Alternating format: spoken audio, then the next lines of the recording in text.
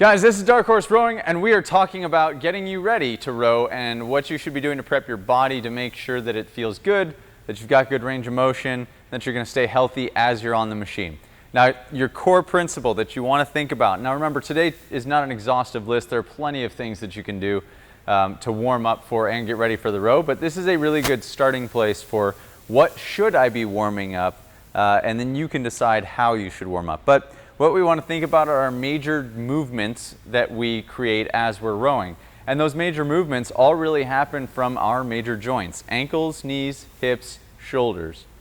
Okay? That's where our major movement happens. So let's break down what you could do to warm up those major joints so that they are articulating and moving well so that you can move fluidly and efficiently through the stroke. Now, let's start from the bottom and work our way up. So talking about the ankles, think ankle, Achilles, calf. I'm going to, one of my favorites just to get those warm, is heading down into a nice downward dog and then just pedaling into the calf. And what you'll notice is that really stretches all the way up to the knee.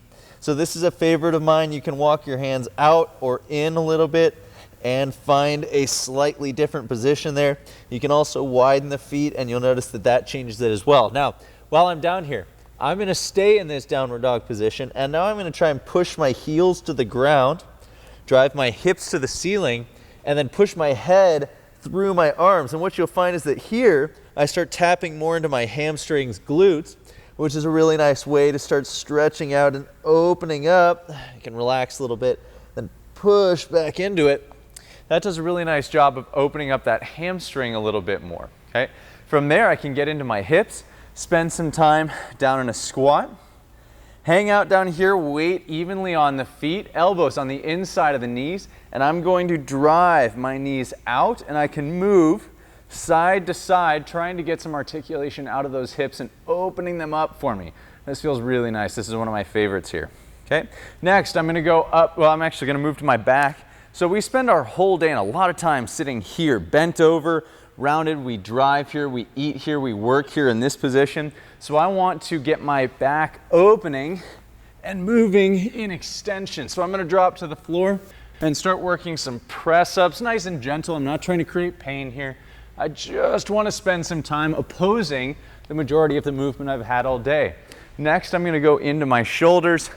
We want to be able to get a nice long reach out of the shoulder, but stay strong at the same time. So what I'm going to do, tie a band to an elevated surface, loop my hand into the band, and then I'm going to step back and let that band really pull long on the arm. That's going to stretch through my lat, my obliques, and that's going to get that shoulder nice and open. So again, those are your basic movements. It's not that you need to use those exactly, but they are also wonderful ways to warm your body up and get it ready for the row. Just keep in mind, major joints is what we are trying to warm up before we get onto the machine. All right, guys, that is warming up and stretching for the erg.